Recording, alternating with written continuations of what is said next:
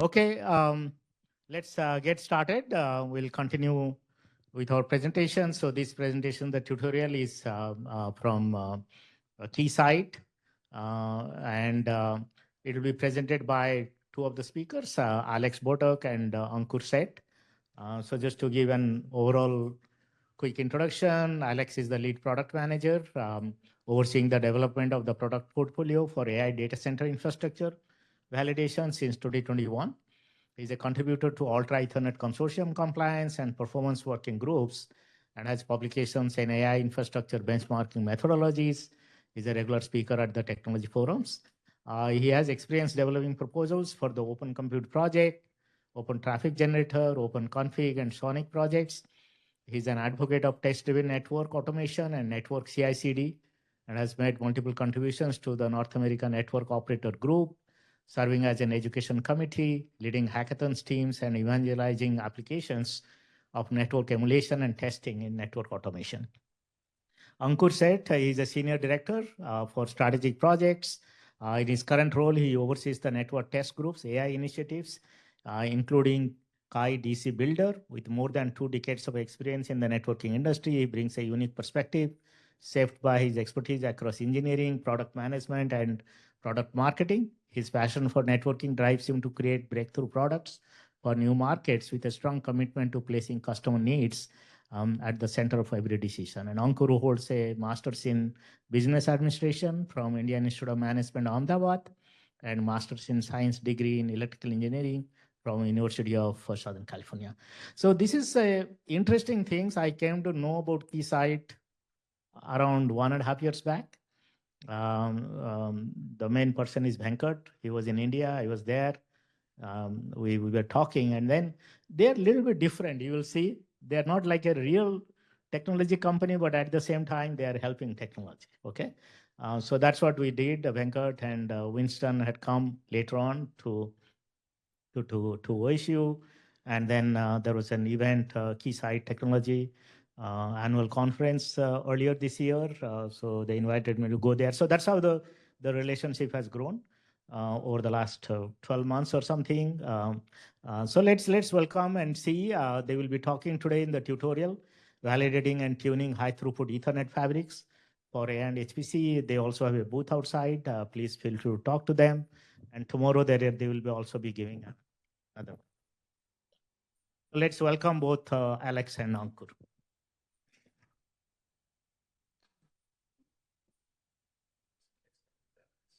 Thank you, Dr. Panda, for the warm welcome.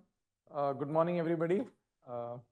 My name is Ankur Sheth, and I'm Senior Director at Keysight.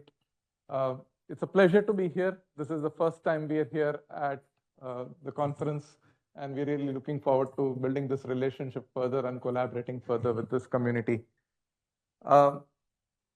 We come from an Ethernet perspective, and we're sort of somewhat new in this because of AI, in this space, in HPC space and so on because of AI. And we hope to share some of our learnings and what our experience has been from an Ethernet standpoint with all of you. For those of you who don't know, Keysight has a long and a storied history. Keysight is really the business that was started by Hewlett and Packard almost 80 years ago or more than 80 years ago. We've been through different iterations. Keysight was spun off as Agilent 2 decades back, and then it became an independent company about 10 years back.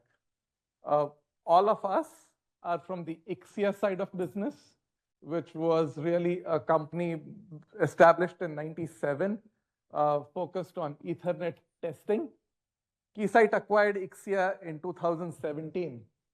And the story of Ixia, the story of my career, and is really about Ethernet, honestly. So I graduated from USC, as Dr. Panda just said a few minutes ago, in about 2001, right? Not a great time to graduate. 2001, the dot-com bubble had just burst.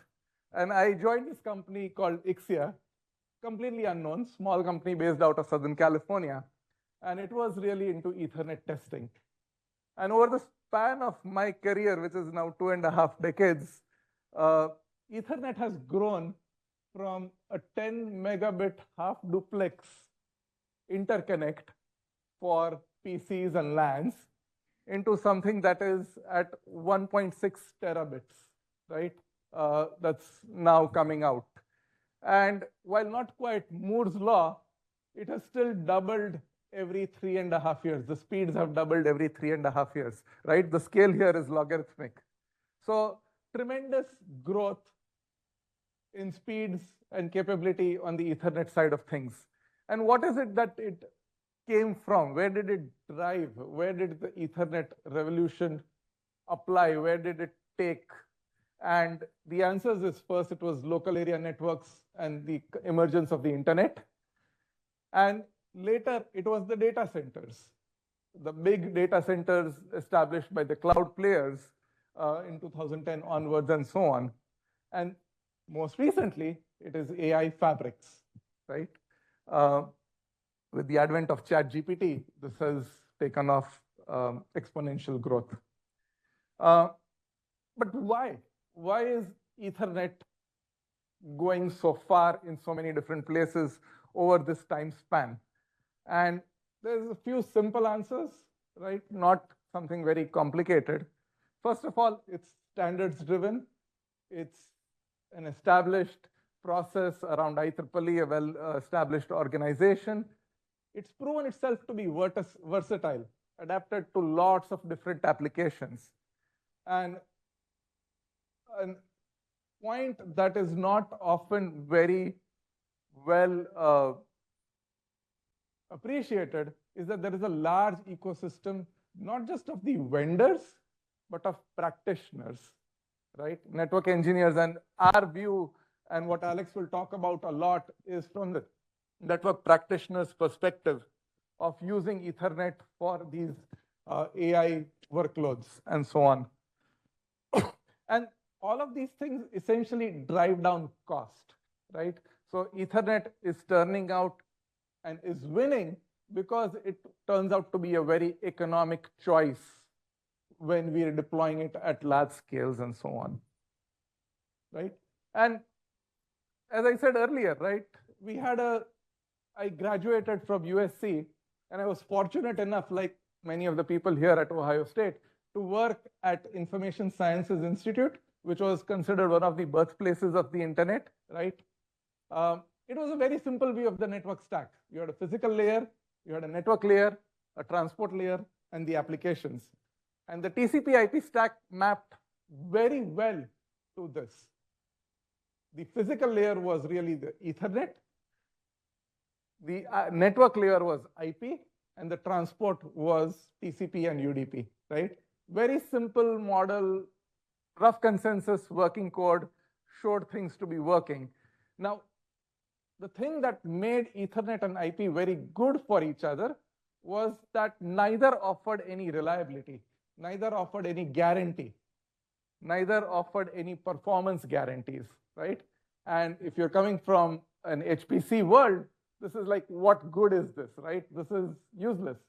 And to be honest, it was not meant for that. It was meant for applications like email and web browsing and eventually business applications and streaming, right? Ethernet evolved. The speeds got faster. The upper layers got intelligent. And Ethernet evolved to support these growing array of applications, right? And that's where it took off. And what happened in the data center? The data center was a completely new inflection point for Ethernet. So instead of a lot of north-south traffic, you had a lot of east-west traffic. It was a lot of small, bursty flows, but for a very large number of endpoints, tens of thousands of servers. And you needed resilience to failure. And how did it adopt? The industry adopted topologies like the Clo fabric, right, which offered full bisectional bandwidth, multi-paths, and so on and so forth. And eventually, Ethernet came out with ECMP, equal cost multipath routing, and so on, to take advantage of that, right? So This was not something in the endpoints, this was in the fabric. You had the fabric that evolved to support these kinds of applications, and it did well. But now comes model training, right? The next new big application, an RDMA. And you could do a model training is really going to look very simple. It's a sequence of compute and communication operations with memory movements thrown in between. The challenge is models have grown very large. They don't fit onto one system. And so when you have a scenario like that, you need to use multiple GPUs and you need these collectives. And this is all you guys are very familiar with, right? Nothing new here. But the characteristics of these collective operations, right? The networking characteristics is that A, you need reliability. B, these are high bandwidth flows. C, low latency and predictable and consistent low latency becomes very important. These are large flows, and there is very little entropy in the flows, right? If you look at any two given packets on the wire, they look more or less the same. The headers look more or less the same. All the techniques that Ethernet had used till that point don't work, right? RDMA applications best work over reliable interconnects like InfiniBand, which offered these strong guarantees of loss, not having any loss, having consistent latency and reliability and so on.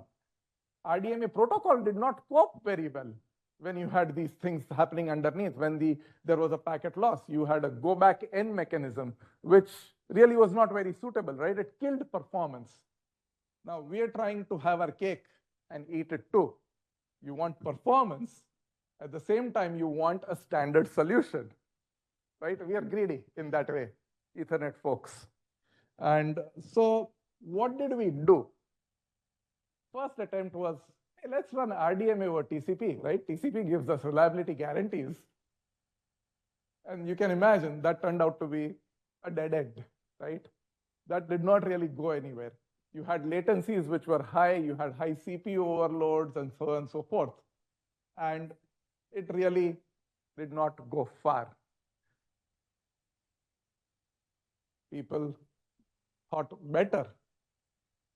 Let's remove TCP. Let's just stick to the IP. And so we came to RDMA over converged Ethernet, Rocky V2 in its most recent iteration. You simplified the protocol. You did not need all the complexity that TCP provided. That allowed us to put the protocol in the NIC. You avoided the CPU overhead. So you made the things better at the endpoint level. But the fabric was still a lossy fabric. And so then we said, okay, can we try and make Ethernet lossless or mostly lossless? And so we started working on things like priority flow control and flow control of different kinds. And when a buffer on one link filled up, it sent a pause to the other side stopped sending, your buffer is drained, and then you resumed the traffic. And this worked, but it's not great. It's very brutal, right? You're killing the performance by stopping all traffic. You did that, and that was the first iteration. You had a basic link level flow control. This is something that Ethernet did not have when it was first built and so on. This works provided it is tuned correctly. People realized it needs to be more complex. You need more capabilities. And so instead of creating one virtual buffer, we said, okay, we'll create some priority queues. You cannot stop all traffic. We'll designate some traffic as really things that you cannot drop. Some other traffic is best effort, can be dropped, and so on and so forth. And so you got your priority-based link level flow control, PFC, as is commonly used and deployed right now. It's still pretty challenging to use this, right? There are drawbacks. It suffers from issues of congestion spreading, deadlocks, head of line blocking, and so on. And more importantly, it needs to be set up correctly. right? And this is where we come in and our tools come in. And Alex will talk about that in more detail. So we've solved some problems, but there's more stuff to be done. And I'm about almost at the end of my portion here before I hand it over to Alex. That is not the only challenge. Using Ethernet for these types of workloads has many more challenges in the fabric, whether it is incast, whether it is better load balancing, or dealing with reordering. You have multiple paths, you get reordering very often in the of the packets. How do you deal with that while achieving performance without killing performance? We can do all of this at low performance. That's not the hard part. We want to do it at high performance, right? And we need the tools. The standards are evolving to support these things, but the standards and the new technologies are complicated enough to deploy and monitor and maintain and to figure out how to set up correctly. And that's where now Alex will talk more about how we do help the industry do that. Over to you, Alex. All right, thank you very much, Ankur. So, which one is forward? All right, so what I want to now take this to is to the original premise is why people look into get Ethernet into these high performance clusters, be it AI or HPC. And it is in large because we want to hire people. We need to hire more people, right? And where do we can find people that would work on the networking of these things, right? You're looking at the network engineers. So network engineering been around for quite some time, and we've been working in that industry a long time. So we know how they approach performance problems, what they've been doing, and now we're in position to figure out, okay, what needs to be added on top to make this practice of making network performing better, how to apply that to AI. And so that's what I'm gonna take this discussion now. So now from the perspective of performance of the overall system, right? Obviously, you can think about measuring performance end to end, right? You have an application, it runs either on CPU or on GPU. And if you talk about data transfer between them, you can measure end to end. What you can also do, you can measure between the NICs by emulating what the application does by removing all the complexity that might cause performance problems that have nothing to do with the data path between these CPUs or GPUs. But what also the network industry was doing for a long time, oops. I think I clicked something wrong. Okay, here we go. The network industry was testing the network itself without any system connected to it using products that our company makes, traffic generators, right? And so you can see how you can, as somebody who wants to understand why end-to-end performance suffers, you can start peeling the onion and test layers by layers to making sure that the network itself is performing well, and then go into making sure that the network cards connected to the network are great, and then end-to-end performance, and you find out where the problem is. And if you're a network engineer, your scope is actually this, because typically, if you run a data center network, you actually even have no idea what kind of application is going to be there, and especially when you're building it. The application comes later, right?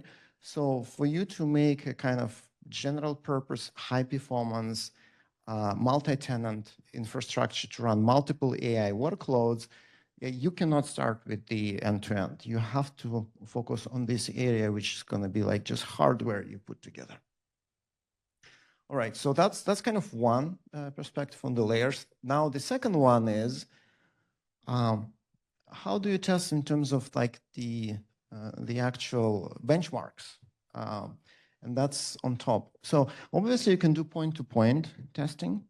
And then another thing is reproducing all these congestion scenarios where multiple senders hit one receiver, right? Encast or fan out.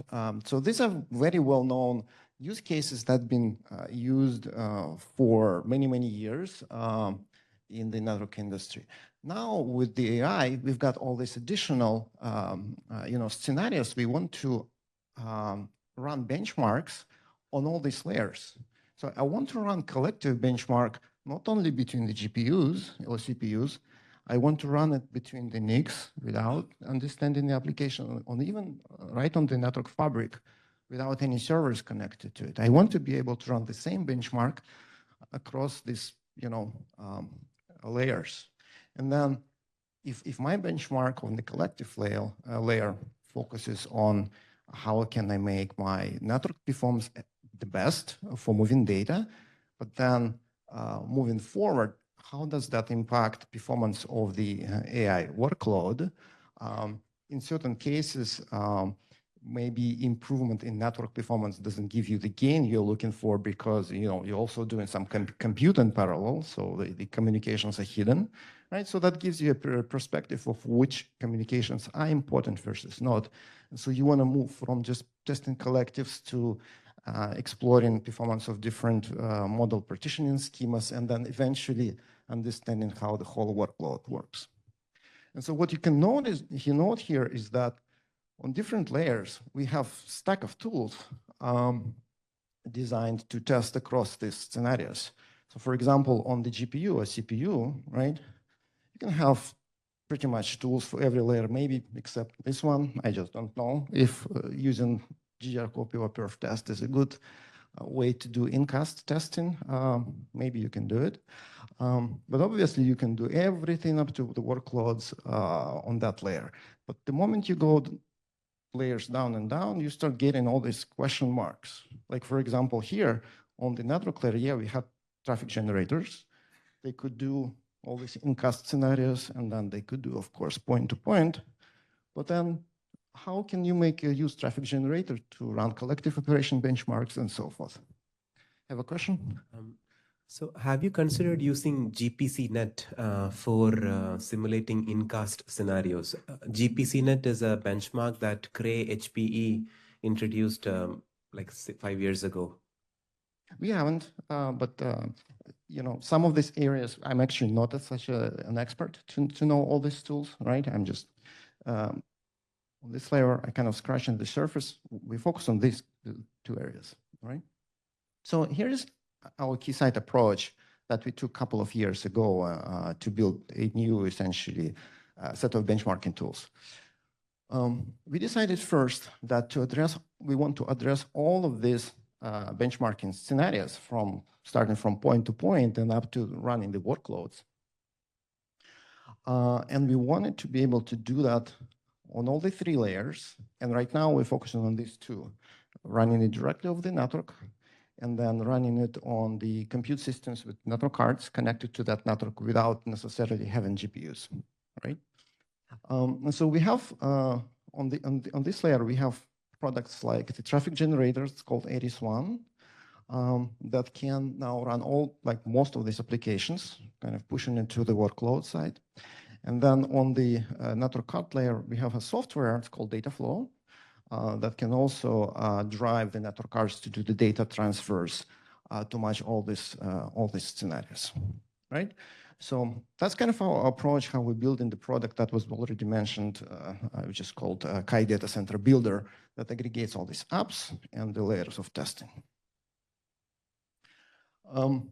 So now, and what does it give our customers is ability to build this kind of topologies to go from testing device level performance and then to the system level performance.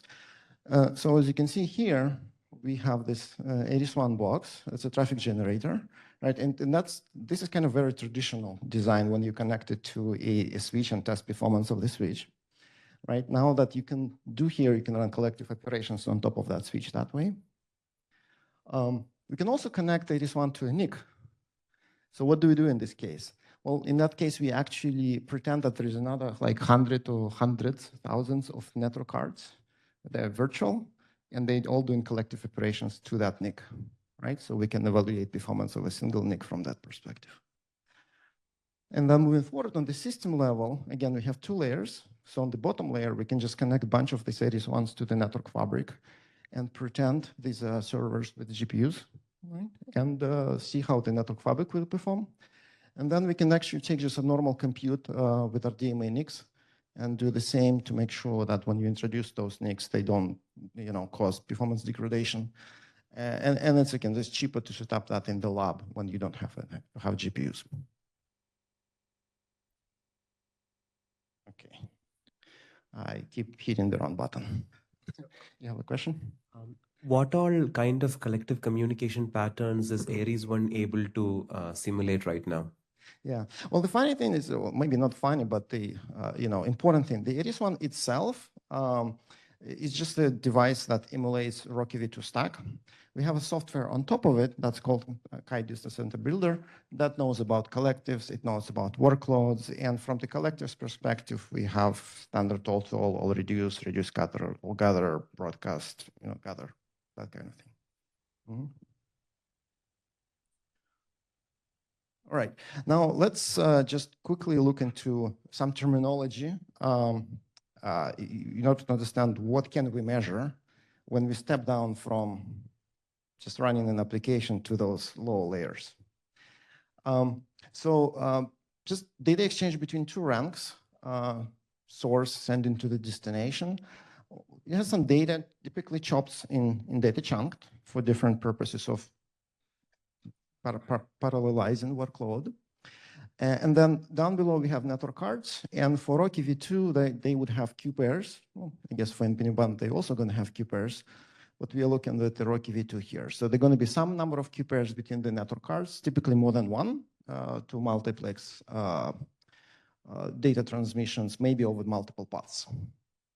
And so when we map the data chunk transfers to those Q pairs, what we're going to do is mapping some part of that data chunk into a particular Q pair will create what we call a flow. It typically stems from a typical 5-tuple flow in the networking. It kind of evolves in the most recent developments, but we still call them flows.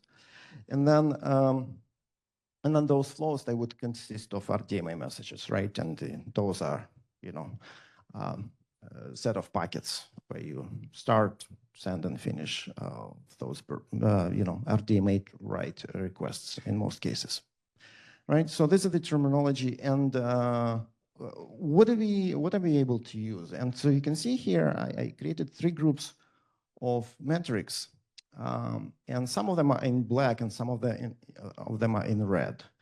So the reason I have something in red is because the closer we get to the network, and we use traffic generators, we are able to measure very low level information that otherwise, when we use a network card to perform data transfers, we don't have visibility into that data because network card will not tell us, right? It not necessarily can tell us about packet latency, right? It could be, but in general, it does not. So the red part is what the traffic generator kind of provides us deeper insights into. And so as you can see on the, in terms of like the whole job, which let's say would be either a collective or sequence of collectives, so we're talking about specific model partitioning pattern. We can measure like how many frames, how many bytes, how many RDMA messages, what was the loss. And why is it aggregated? Because typically you get that information from, I don't know if I have a pointer here. I don't think so. Because you get this data from these Q pairs and the NIC ports and the ranks, which are like, they are long lasting, right? They are the same for the whole duration of the collective or maybe for the whole workload, right? So the data aggregates on them and at the end you see them. But then on the level of data chunks and flows, they are much more short-lived, right? And we can see, we can get timestamps. We can measure when it started, when it finished. And it allows us to understand more granular behavior of network performance. And then thanks to the traffic generator, that allows us to really go into the level of messages in the packets. We can see individual completion times of the messages. Typically, it's statistically measured, like minimum, average, maximum, maybe some binning, right? Because there are too many of them. You cannot measure every individual packet or a message, right? But we can measure latencies, completion times, and also we can understand if the packets got reordered and how much they got reordered, right? So these are the things that we focus on. And now the effort I made here is to give you a perspective when we do those measurements, what kind of useful information can we present to the customer by purely focusing on the collective benchmarking, right? So typically, if you are using OSU Mica benchmarks or something like nickel test, you would get for a collective performance, time, algorithm bandwidth, bus bandwidth. These are typical metrics.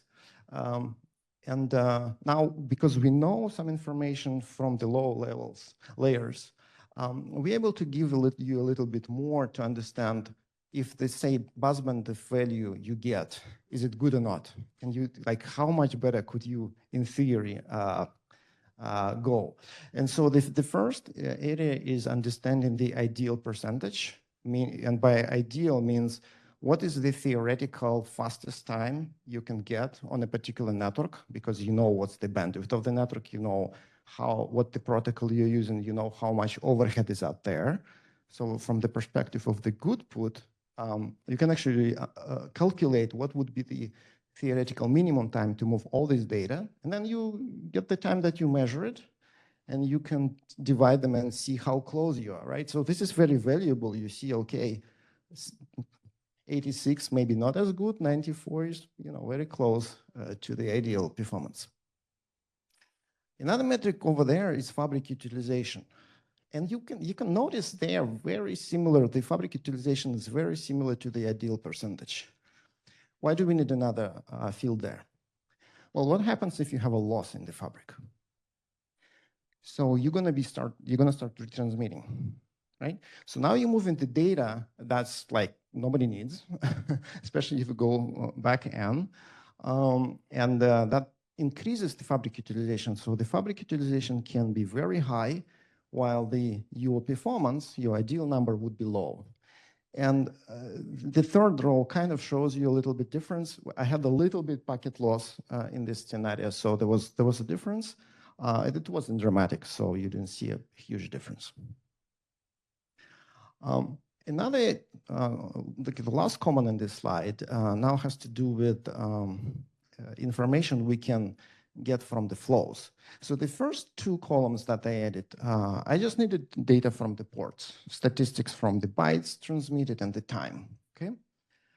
But now that we have flow information, I can also calculate what's the tail latency, essentially, characterize the tail latency. And one way to do it is just measure the median value of the tail latency and then decide, do you want to just focus on complete outliers and take the maximum? Or maybe you want to kind of remove extreme outliers and focus on P95 value of flow completion time. But in any case, it gives you the ratio between how much longer those outliers were versus the median, right? Very useful to, at a glance, just see if it was very uniformly distributed or you had some skew for tail latency, which we had in a couple of cases here. Helps you to say if you had strugglers otherwise. All right, and then when you see those numbers, you also want to immediately know where it could be potentially coming from. You want to drill down later, but on this summary level, you want to have some signal that tells you where the problem is. Right, and now these values, they have to do with Ethernet, right? Because depending on the network infrastructure you're going to have, they're going to be different signals that would indicate troubles. So the first very simple one is, Ankur was talking about priority-based flow control when network tells to the sender, hey, my buffer is full, stop sending. So when that happens inside the fabric, it's kind of invisible to us as a test tool. You just need to get measurements from the fabric itself by looking at the packet counters from the network devices. But to the test tool, if it gets to our transmitting port that we have to stop transmission, it really meant those problems escalated. It really means we had head-of-line blocking somewhere in the fabric. And so when we have some numbers that are like noticeable in this amount of PFCs that we received from the fabric, that's a really bad sign. We can get those numbers when both running on traffic generators as well as network cards. They all report that value, so it's just very useful to bubble it up.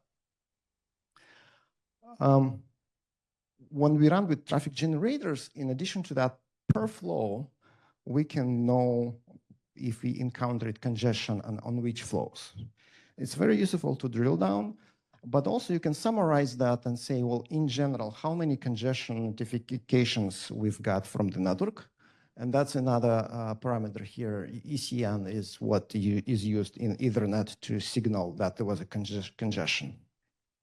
So regarding the congestion notification, would Keysight be able to tell which two flows caused, let's say, collision at the NIC? We will tell you which flows the network marked as experiencing congestion, right? So did they cause congestion? I mean, obviously they contributed if they were marked as experiencing congestion, right? Yes, so we will see that per flow. Then of course, if we have retransmits per flow, we're gonna know how many packets were retransmitted. And so that's what RTX means here. So we can bubble it up, that information. And you want to see zero there, obviously. Why you don't have zero sometimes? Maybe your PFC thresholds were not correctly configured. That's one. And the other one, if you had failures. So maybe you were running a long duration stress test and you yanked the cable, shut down the port, shut down the switch, you're going to have loss, right? So that helps you characterize how much loss you had, all right? And then the thing that we currently work in progress, and I'm not going to show you any data here, but that's like the focus of our effort for the next several months, is to characterize how much packet reordering is there. Right? If you have multiple paths and we spray in packets now and they arrive out of order, the first kind of thing for the network engineer is to make decisions if the choice of the load balancing can minimize that reordering. And for the vendor that's gonna make a network card that should reorder them back, right? They need to decide how much buffer got to be there to keep all the packets before they are written to memory. And so ability for us to signal this level of reordering has to be tied to that kind of measurement and understanding how much buffer do we need to allocate in the network cards. So that's what we are currently focused on. Any contributions, ideas from the group about how to best do that are very welcome. We know there's too many ways. It's not like we don't have any, there are too many ways. So we kind of running the sort of feedback with some early adopters to see what's more useful for them. All right. Couple more slides which have to do with drill downs. So now when you go from the summary to individual statistics about flows and chunks, and I mean, obviously it's a lot of data. And it's very useful to be able to visualize problems within that data so you would know, what those problems are without analyzing the raw metrics. So I want to show two visualizations we found very useful. So the first one is plotting CDF charts for the flow completion time or the data chunk completion time. And it allows us to compare performance of different benchmarks so that if you have an issue, you see the severity that kind of if you see the chart that pushed to the right, that means, the further to the right, the worse the problem is. And also uniformity within, right? So when you see these breaks in this CDF functions, you see how much of flows were impacted. So this is very useful to, like, at a glance, see if it's just one struggler, or very often what we see, which it's not on this plot, is that everyone is impacted except maybe a few, right? So this is like a signal of congestion control just getting out of hand. Everything is throttled down too much. So it allows us to see very quickly the, sort of the problem we are experiencing. And the other way to look at that is now to try to localize those issues in place and in time. So what do I mean here? I want to be able to know transfers between which ranks got impacted and when, right? And so here I have a y-axis where I have ranks. I had 8 in this case. And then now I have time, and I'm plotting the data movements between, right? And so I can see where certain things took longer than the others. This is halving doubling algorithm, fold reduce, right? I can see that some of these data transfers took twice less than the others. And that just gives me a signal that there was maybe a collision in load balancing. So 2 flows collided on one path, and it just took them twice longer, right? So this is another chart that helps us to drill down and understand problems. Now this one, unlike this one, you can plot for thousands and thousands of data points very easily. This one is not. If you have 1,000 ranks, 2,000 ranks, that's going to be too crazy. So you have to filter down first, and then you can work with this plot. All right. And so the industry been using this approach for the last year, and we developed some best practices by just consolidating the information we got from the field. This is in general types of issues our customers are looking to solve using this kind of benchmarking. Maybe from the HPC angle, what's interesting is, like, when it comes to AI, this area here with performance isolation is very pronounced because people are building multi-tenant infrastructure. Multiple jobs, you don't know who the owner of that job, you don't know what they plan to do, but your infrastructure have to support it, right? And so the ability to identify that the parallel collectives not going to impact each other, what's causing the noisy neighbor, like what noisy neighbor, what kind of problems they cause is very important. And to the point that we are now even developing a new type of the benchmark that would sit between a single collective and the model partitioning benchmarking, which allows you to specify a mix of collectives that are coming from different tenants, and to have more kind of formalized way to say, to characterize this noisy neighbors problems. All right, so let me get back to Ankur for the closing remarks. Thank you, Alex. And so just a few notes, right? There is a lot of research, a lot of work happening in the future of adapting Ethernet for these types of workloads. We'll hear more about UEC efforts, which are ongoing as well, Ultra Ethernet Consortium and so on. All of this is ripe for a lot of work. It needs a lot of data to come to the right answer, a lot of experimentation and data. And the holy grail is, of course, one interconnect to rule them all, right? I'm just going to leave some links here to our product, the methodology and the documentation and so on and so forth. Feel free to grab them. And then a big shout out to the OSU team for having us here. We are going to be at the OCP in October. Please come and visit us there if you happen to come there. And then my colleagues Winston and Dan have a talk on Chakra tomorrow afternoon. I'd really recommend that to you. Thank you. We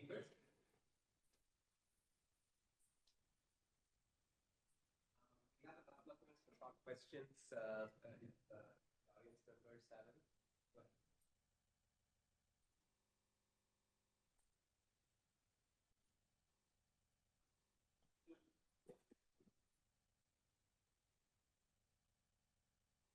Testing.